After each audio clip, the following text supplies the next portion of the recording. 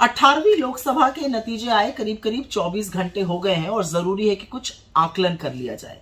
लेकिन आकलन करने से पहले एक बात जरूर कहना चाहती हूं, हिंदुस्तान ने अपने आप को बचा लिया, मेरे देश ने अपने आप को बचा लिया, मेरे देश के लोगों ने अपने आप को, अपने संविधान को, अपने लोकतंत्र को बचा लिया। और इससे ज्यादा ओवरवेलमिंग, इससे ज्यादा भाव विभोर करने वाली बात दूसरी और कोई हो ही नहीं सकती है।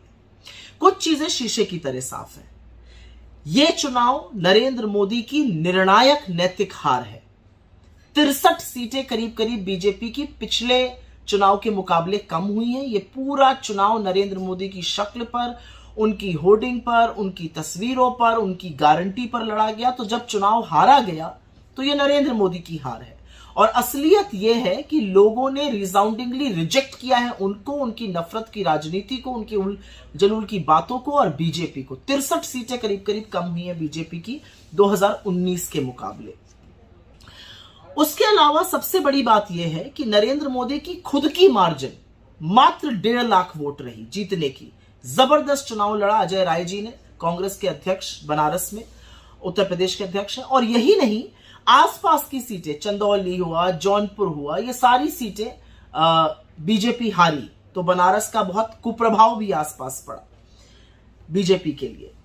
इससे ज्यादा वोट से तो किशोरीलाल शर्मा जी ने स्मृति ईरानी को हरा दिया, करीब 1,64,000 से। और अगर राहुल गांधी की विनिंग मार्जिन की बात की जाए तो वायनाड और रायबरेली दोनों में लगभग 4 लाख वोट से जीते। तो नरेंद्र मोदी जी की जो खुद की मार्जिन भी कम हुई, उसने सिद्ध कर दिया कि जो कहते थे उनको मां गंगा ने बुलाया है, और मां गंगा में उन्होंने 80-80 नाले बहा दिए, उसमें मृत गाय तैर रही हैं, आचमन योग्य पानी नहीं रहा है, कॉरिडोर के लिए लाखों मंदिरों को तोड़ दिया गया, शिवलिंग और गौरी प्रतिमाएं सड़कों पर पड़ी हैं। कहीं ना कहीं काशी भी उकता गया है, और देखिए कितनी जल्दी झोला उठा के वहां से जाना पड़ता है। इस चुनाव ने एक बात और सिद्ध करी कि लोगों को कोई मतलब नहीं है कि आप मुजरा, मंगलसूत्र, भैंस, टोटी, इस तरह की उलझलूल बातें करिए। आप अपने आप को परमात्मा का दूध बता दीजिए। लोगों ने यह चुनाव मुद्दों पर लड़ा है। और असलियत यह है कि राहुल गांधी ने जो बीड़ा उठाया था इस संविधान को बचाने का, हमारे सबसे पवित्र ग्रंथ को बचाने का, इस देश की आत्मा को बचाने का, उसमें उन्होंने वादा किया था, वो सफल हुए हैं। और ये बीड़ा उन्होंने भारत जोड़ो यात्रा से लेकर भारत जोड़ो न्याय यात्रा तक उठाए रखा। वो मुद्दों पर टिके रहे, लाख बातें कही गई, वो नहीं हटे, डटे रहे मुद्दों पर। और खटाखट देश की जनता उनके पीछे नामबंद हो गई। इंडिया के सारे गठबंधन के नेताओं ने एक साथ मिलकर एक स्वर में कुछ ही मुद्दे उठाए, और वो जनता के मुद्दे थे। और उसी लिए हमें बहुत बड़ी बढ़त भी हासिल हुई। और इक्की दुक्की जगह नहीं हारी है भाजपा। भाजपा उत्तर प्रदेश हारी है, महाराष्ट्र हारी है, राजस्थान हारी है, पश्चिम बंगाल हारी है, गुजरात को भेद दिया गया, बिहार में सीटें कम हुई। और जहां दौड़ दौड़ कर मोदी जी सभाएं तमिलनाडु में कर रहे थे, वहां पर एक बहुत बड़ा नीलबटा सन्नाटा मिला। तो हर जगह हार हुई है बीजेपी की, ये व्यापक हार थी। नरेंद्र मोदी जी के क्षेत्र के लिए कहा जाता था वो 10 लाख से जीतेंगे, वो तो 1.5 लाख से जीते। लेकिन कांग्रेस के सांसद रकीबुल जी असम में 10 लाख वोट से जीते। वो उस समुदाय से आते हैं जिसको नरेंद्र मोदी ने घुसपैठिया कहा था। तो इस देश की जनता ने उनको ढोल बजाड़े, ताशे बाजे बजाकर सदन में पहुंचा दिया, और ये यकीन दिला दिया कि इस देश की जनता के खिलाफ मत बोलिएगा, क्योंकि फिर वो एक स्वर में आपसे बदला लेती है। 10 लाख से तो आप नहीं जीत पाए, लेकिन रकीबुल जी 10 लाख से जरूर जीते। मैं बात करना चाहती हूं उत्तर प्रदेश की, क्योंकि वहां तो खेला हो गया, और खेला होना ही था। दिख रहा था जब हम सड़कों पे जा रहे थे, रैली में जा रहे थे, दिख रहा था कि जनता कितनी उद्वेलित है और कितनी लामबंद होकर गठबंधन के साथ खड़ी है। सपा और कांग्रेस के गठबंधन के साथ जनता बेजोड़ तरीके से खड़ी थी। ये सच है कि उसी जनता ने जिताया। और अमेठी की बात करना चाहती हूं, किशोरीलाल शर्मा जी का जीतना एक बहुत बड़ा संदेश है, क्योंकि इस चुनाव में जनता ने कुछ बड़े संदेश दिए हैं। उसमें से एक बड़ा संदेश है, आप लखीमपुर किसान नरसंहार के मुख्य अभियुक्त को अपना मंत्री बनाए रखिएगा, कोई बात नहीं। इनफैक्ट उनके पिता को अपना मंत्री बनाए रखिएगा, कोई बात नहीं। ये जनता किसानों की मौत का और उनकी शहादत का बदला लेगी। अजय मिश्र टेनी को लखीमपुर से हराकर जनता ने इस बात का बदला लिया। आप प्रज्वल रवन्ना जैसे राक्षस के साथ खड़े रहेंगे, उसके नाम पर वोट मांगेंगे, जनता ने उसको हराकर औरतों के सम्मान का, उनकी आबरू का बदला लिया। जनता ने स्मृति ईरानी को हराकर अहंकार कांत किया, और इस पर मैं 2 मिनट बोलना चाहती हूँ। और बोलना इसलिए जरूरी है क्योंकि स्मृति ईरानी जी का वजूद ही राहुल गांधी जी की बात करके, ना वो महिलाओं पर बात करती है, ना बच्चों के कुपोषण पे बात करती है। उनकी सारी राजनीति राहुल जी को मैंने हरा दिया, राहुल जी के खिलाफ बोलने की है। अमेठी की जनता ने पता है किस दिन तय कर लिया था कि आपको हराना है? जिस दिन आपने सदन में खड़े होकर सोनिया गांधी जी से तू तड़ाक किया था, जिस दिन आपने उनको तुम कहकर संबोधित किया था, उसी दिन अमेठी ने डिसाइड कर लिया था कि आपकी बड़ी शिकस्त होगी। 1,64,000 वोटों से हारना आसान बात नहीं है, और जिसको आप राहुल गांधी का पीए कहती थी ना, वही काफी थे आपको हराने के लिए, कांग्रेस का एक मजबूत कार्यकर्ता। लेकिन मैं कहना चाहती हूं, ये देश बहू को बेटी से ज्यादा सम्मान देता है। सोनिया गांधी सिर्फ इंदिरा जी की बहू नहीं, इस देश की बहू है। वो इस देश में आकर मां बनी, सास बनी, नानी बनी। वो बहुतों के लिए मां तुल्य है। उन्होंने अपने मुकाम पर इतनी इज्जत, इतनी गरिमा, इतनी मर्यादा से जीवन निभाया हिंदुस्तान में कि उस बहू के अपमान पर आपको गहरी चोट खानी पड़ी। और एक आपने बहुत बड़ी गलती कर दी स्मृति ईरानी, आपने प्रियंका गांधी की बड़ी भद्दी नकल उतारी अमेठी में। यह आपको नहीं करना चाहिए था। पता नहीं आपको पता है कि नहीं, अमेठी प्रियंका जी को अपनी बेटी मानता है, भैया जी कहकर उनको वहां पर आम जनता संबोधित करते हैं। उनके साथ जो आपने किया, जो उनकी नकल उतारी, उसी दिन अमेठी ने डिसाइड कर लिया था कि आपको तो वहां से खदेड़ना है। इस देश ने एक और भी बहुत बड़ा संदेश दिया। इस देश ने न सिर्फ बीजेपी को अयोध्या में शिकस्त दी, पर श्रावस्ती में भी, जहां पर नृपेंद्र मिश्रा जी के पुत्र लड़ रहे थे और घूम घूम कर कहते थे मेरे पिता ने मंदिर बनवाया, वहां पर भी भाजपा को हराया। ये किसकी हार है? ये हार है उन लोगों की जिन्होंने प्रभु राम को एक छोटा सा बनाकर नरेंद्र मोदी को उनकी उंगली थाम दी। जिन लोगों ने गाने बनाए हम राम को लाए हैं। प्रभु राम जो देश ही के नहीं दुनिया के कड़-कड़ में बसते हैं, आस्था का प्रतीक है, मर्यादा का प्रतीक है, साहस का प्रतीक है, प्रेम का प्रतीक है, न्याय का प्रतीक है, उन्होंने विराट रूप धारण करके आपको हराया। क्योंकि आपको राम का पुजारी बनना चाहिए था, आप राम के व्यापारी बन गए। और कमाल की बात तो तब है कि जब हिंदू खुद अपने हक के लिए, अपने अधिकारों के लिए जागा, जब उसने महंगाई और बेरोजगारी के खिलाफ वोट डाला, तो बीजेपी की आईटी सेल वाले हिंदुओं को ही कोसने लगे। और कोसने ही नहीं लगे, इतने घृणित, इतने अपमानित शब्द कहने लगे। किसी ने तो हिंदुओं को हिजड़ा तक कह डाला। हिंदू जाग चुका है, हिंदू समझ चुका है कि धर्म के स्वयंभू ठेकेदारों से ना ये धर्म चलेगा, ना उनके बच्चों का भविष्य चलेगा। हिंदू जान चुका है कि उनके आराध्य का व्यापार करके, भगवान राम का व्यापार करके, धर्म के ठेकेदारों को सबक सिखाना पड़ेगा। और हिंदुओं ने एक स्वर में आपको यूपी में, आपको बिहार में, आपको राजस्थान में, आपको महाराष्ट्र में, आपको पश्चिम बंगाल में, आपको तमिलनाडु में रिजेक्ट किया है हिंदुओं ने।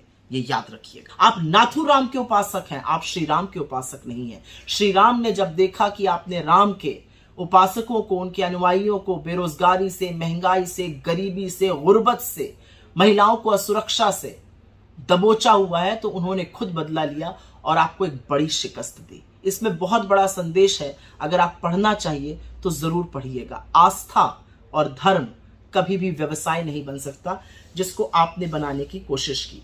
दूसरा खेला हुआ महाराष्ट्र में। बड़ा दंभ भरते थे आप, खूब आपने लोग तोड़े, ईडी से, इनकम टैक्स से डरा डरा के अपने में मेल जोल किया। महाराष्ट्र को ये कतई पसंद नहीं आया। उनको पीठ में छुरा घोंपने वाले और धोखा देने वाले लोग बिल्कुल पसंद नहीं आए, और महाराष्ट्र ने उन सब लोगों को हराया। यही नहीं, जिन लोगों ने बीजेपी ज्वाइन करी थी हाल के दिनों में, 80% लोग उसमें से हारे, क्योंकि लोगों को आपकी वॉशिंग मशीन की धुलाई ना पसंद नहीं आई। मोदी जी, शायद आप ये समझ नहीं पाए। इसके अलावा मैं चर्चा करना चाहती हूं, इस देश ने एक और भी बहुत बड़ा संदेश दिया। 1 साल से मणिपुर जल रहा है, आप वहां नहीं जा पाए, लेकिन मणिपुर ने कांग्रेस को 2 सीटें जिताई, नागालैंड की सीट जिताई, मेघालय की 1 सीट जिताई, और यह संदेश दिया कि नॉर्थ ईस्ट से आपका डिब्बा गोल करके आपको खदेड़ दिया गया है। आप इस देश के एक राज्य को जलता छोड़ सकते हैं, उसके हाल पर छोड़ सकते हैं, लेकिन कांग्रेस ने नहीं छोड़ा, राहुल गांधी ने नहीं छोड़ा, और इसीलिए मणिपुर हमारे साथ लामबंद होकर खड़ा हो गया। मैं 2 बातें और कहना चाहती हूं। आपने टीवी इंटरव्यू के दौरान एक शब्द का प्रयोग किया था, कौन राहुल। आशा है याद आ गया होगा, और अब याद रहेगा। वो राहुल जिसने आपकी नींद उड़ा दी है, जिसने आपके दिन का चैन खत्म कर दिया है। वो राहुल जिसने आपके प्रधानमंत्री बनने पर प्रश्न चिन्ह लगा दिया। वो राहुल जो इस देश के गरीबों, मजदूरों, किसानों, महिलाओं, युवाओं के साथ खड़ा हो गया और आपको ललकार दिया। वो राहुल जिसने आपकी 63 सीटें हरवा दी। वो राहुल जिसने आपको शिकस्त दी। वो राहुल जो इस देश का बेटा है, वो राहुल जो इस देश का भाई है, वो राहुल जो इस आपकी तरह इस देश का राजा नहीं बनना चाहता, इस देश का बेटा और भाई बन के रहना चाहता है। याद रखिएगा कौन राहुल।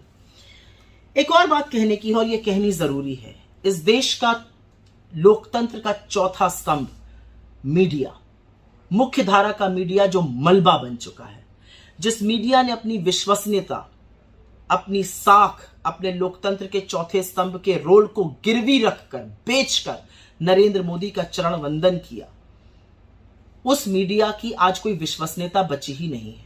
वो नैरेटिव बनाने में तो निष्प्रभावी रहा ही। असलियत यह है कि नरेंद्र मोदी ने करीब 80-85 इंटरव्यू दिए और उस इंटरव्यू में एक में भी नैरेटिव नहीं बना पाए, बल्कि उल्टे अपनी मिट्टी पलीद करी। इंटरव्यू में प्रत्युत्तर ही नहीं पूछे गए। नरेंद्र मोदी ने कहा मैं परमात्मा का स्वरूप हूं। इंटरव्यू करने वाले उनका चेहरा देखते रहे कि शायद भगवान ही नजर आने लगे। नरेंद्र मोदी ने कहा कि क्या मैं सबको गरीब बना दूं। पूछने वाले ने यह नहीं पूछा आपके मन में गरीब बनाने की बात क्यों आई, आप सबको अमीर भी तो बना सकते हैं। नरेंद्र मोदी ने बोला दुनिया गांधी को ही नहीं जानती थी, गांधी पिक्चर के बाद पता चला। पूछने वाले ने यह नहीं पूछा कि 82 में पिक्चर आई थी, उसके पहले आइंस्टाइन से लेके मंडेला और मंडेला से लेके Martin Luther king junior, Gandhi इस देश की नैतिक धुरी है, इस विश्व की नैतिक धुरी है। किस तरह की बातें की आपने।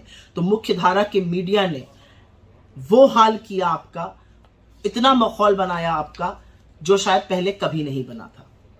मुख्य धारा का मीडिया शेयर मार्केट पे चर्चा करता रहा, लेकिन मुख्य धारा के मीडिया ने बेरोजगारी और महंगाई पर चर्चा नहीं की। और एक दो शब्द तो मैं जरूर बोलना चाहूंगी उन लोगों के लिए जो बड़े बड़े एग्जिट पोल लाते हैं। जब मोदी जी की लुटिया डूबने लगती है, जो उनके तारणहार बन के आ जाते हैं, प्रशांत किशोर जैसे लोग, क्या है इनकी राजनीति, क्या है इनकी साख, क्या है इनकी विश्वसनीयता। जो बीजेपी को अकेले दम पर 300, 350 सीट दे रहे थे, क्यों आते हैं आप हर बार उनके तारणहार बन के, क्यों हर बार उनको उबारने के लिए आप आते हैं? क्योंकि आप नरेंद्र मोदी के साथ हैं, आप उनके साथ लामबंद हैं। दुनिया की आंखों में आप कितनी भी धूल झोंकते रहिए। अंत में मैं सिर्फ एक ही बात कहना चाहती हूं और वो बात कहनी जरूरी है। यहां पर जो जंग, जो रण, जिस क्रांति का उद्घोष राहुल गांधी ने भारत जोड़ो यात्रा से शुरू किया था, जिस व्यक्ति ने इस देश के 4,500 किलोमीटर पैदल नाप दिए, जो मणिपुर से मुंबई तक की यात्रा करता है और इस देश के संविधान को बचाने के लिए अपने प्राण की आहुति देने की बात करता है, इस देश के युवाओं की रोजगार की बात करता है, महिलाओं के सम्मान और समृद्धि की बात करता है, किसानों की एमएसपी की बात करता है, मजदूरों की खुशहाली की बात करता है, ये देश उसके साथ उठ खड़ा हुआ है। क्योंकि उसको कोई फर्क नहीं पड़ता आप उसको क्या कहिए, आप उसको क्या कीजिए, वो साहसी है। और असलियत यह है कि साहस और सत्ता की लड़ाई में हर बार साहस जीतता है। ये आप भूल गए। आप भूल गए कि सत्य और असत्य की लड़ाई में हर बार जीत सत्य की होती है। आप भूल गए कि धर्म और अधर्म की लड़ाई में हर बार जीत धर्म की होती है। और हिंदू धर्म का आधार है सत्य, आधार है प्रेम, आधार है साहस, और इसीलिए जीत राहुल गांधी की हुई। एक सफेद टी शर्ट पहने हुए व्यक्ति ने आपको ऐसी शिकस्त दी। कैसा लग रहा है नरेंद्र मोदी जी, शहजादे की शह और माथ पाकर?